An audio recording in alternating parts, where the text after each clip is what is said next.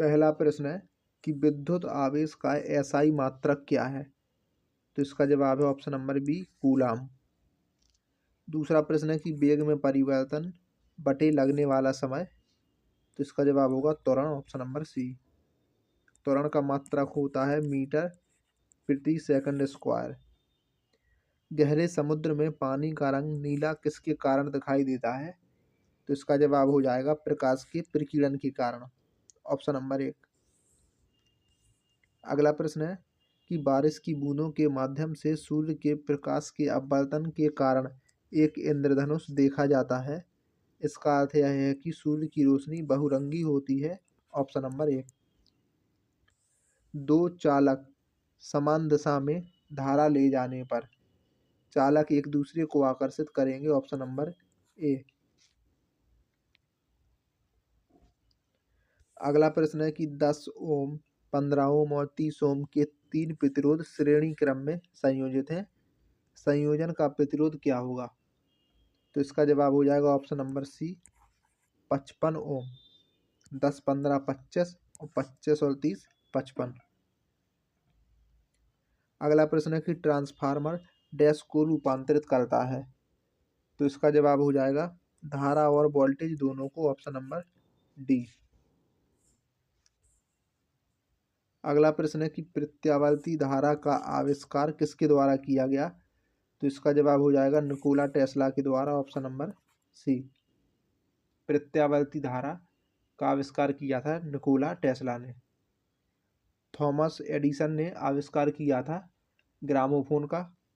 Albert Einstein ने आविष्कार किया था प्रकाश विद्युत प्रभाव का। और इसके अलावा आइजैक न्यूटन ने गुरुत्वाकर्षण के नियम दिए थे। ऑन्कोलॉजी किस बीमारी के उपचार से जुड़ा है? तो ये जुड़ा है कैंसर के उपचार से, ऑप्शन नंबर सी। निम्नलिखित रोगों में से कौन सा एक आनुवंशिक विकार है? तो वो है thalassaemia, option number A. Thalassaemia एक आनुवंशिक विकार है। ये बच्चों को माता पिता से आनुवंशिक तौर पर मिलने वाला रोग है। थैलेसीमिया ऑटोसोमल अप्रभावी आनुवंशिक विकार है। यह तब होता है जब जनकों से संतति में तभी प्रवेश करता है जबकि दोनों जनक जीन वाहक होते हैं। तो ऑप्शन नंबर एक इसका सही जवाब हो जाएगा। अस्थि सुशीलता, तो यह उम्र संबंधी विकार है जिसमें अस्थि के पदार्थों में कमी से अस्थि भंग की प्रबल संभावना होती है। एस्ट्रोजन स्तर में कमी इसका सामान्य कारण है। अगला है मधुमेह, तो एक लंबी अवधि में उच्च रक्त शर्करा के स्तर की बढ़ोतरी होती है।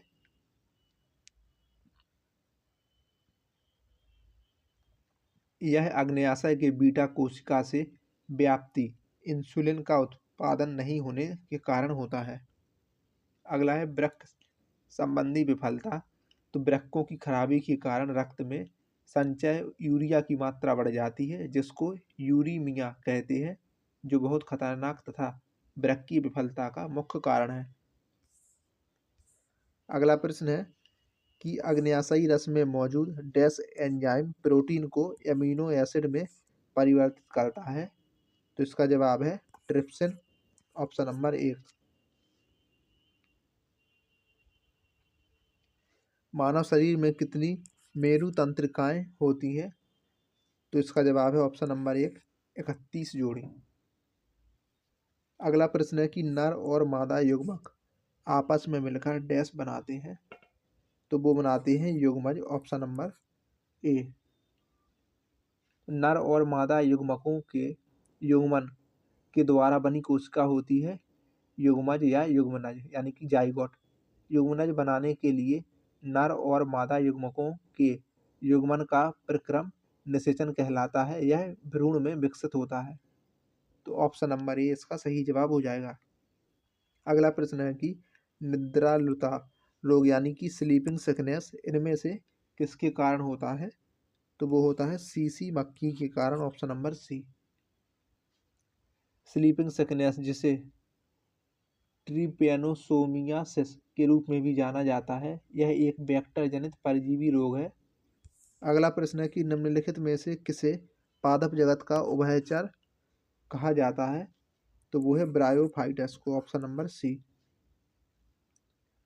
16वां प्रश्न है कि पादपों में निषेचन के बाद बीजांड देश में परिवर्तित हो जाता है।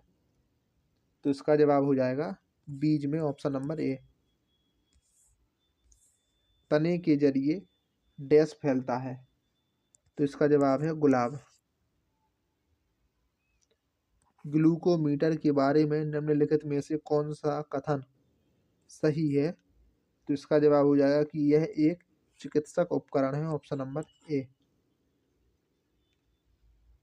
इसके द्वारा रक्त में ग्लूकोज की मात्रा को मापा जाता है। इस उपकरण के द्वारा मधुमेह रोगी अपने घर पर ही स्वयं बिना किसी की सहायता के नियमित अंतराल में रक्त शर्करा की जांच कर सकते हैं। इसके साथ ही हाइपरग्लाइसीमिया के स्तर को मापने के लिए भी इसका उपयोग किया जाता है। अगला प्रश्न है कि डैश में विसरण अत्यधिक तीव्रता से होता है। तो इसका जवाब है गैसों में, ऑप्शन नंबर सी। CO2 के 10 मोल्स का द्रव्यमान कितना होगा? तो इसका जवाब हो जाएगा 440। कार्बन का 12, ऑक्सीजन का होता है 16। तो ऑक्सीजन के हैं 2 अणु, तो 16 दूनी 32 तो हो गए ऑक्सीजन के, और कार्बन के 12, तो ये हो गए 44। एक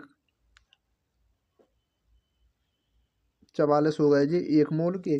अब निकाल ले हैं 10 मोल के, तो 44 गुणे 10, तो ये हो जाएगा 440।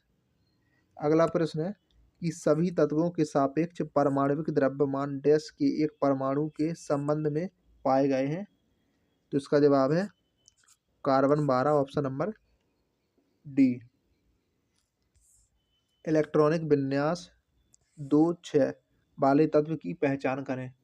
तो इसका जवाब है option number B, oxygen. Oxygen की परमाणु संख्या होती है 8 और इसका जो इलेक्ट्रॉनिक विन्यास है वो है 1s2 2s2 2p4। अगला प्रश्न है कि साइक्लोहेक्सेन में कार्बन कार्बन बंध और कार्बन हाइड्रोजन बंध होते हैं। इस प्रकार कुल कितने सहसंयोजी बंध होते हैं? तो इसका जवाब है 6, 12 और 18।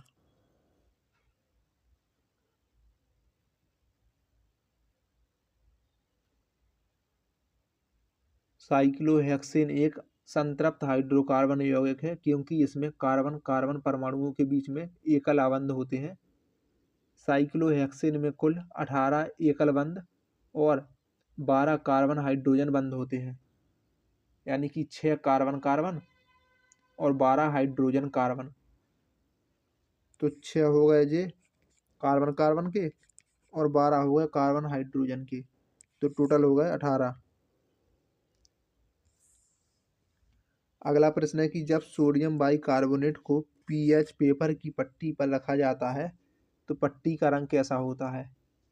तो इसका जवाब है परिवर्तित नहीं होता, ऑप्शन नंबर बी। इनमें से किस यौगिक का उपयोग बोरेक्स के निर्माण में किया जाता है? तो वो है धावन सोडा, ऑप्शन नंबर ए। तो धावन सोडे का उपयोग किया जाता है बोरेक्स के निर्माण में। इसका रासायनिक नाम है सोडियम कार्बोनेट। यह एक अकार्बनिक यौगिक है। यह एक सामान्य लवण है जिसका जलीय घोल क्षारीय होता है। जल की कठोरता को दूर करने के लिए इसका उपयोग किया जाता है और यह जल में अति विलेय है। इसका अणु सूत्र है Na2CO3.10H2O। तो ऑप्शन नंबर ए इसका जवाब हो जाएगा।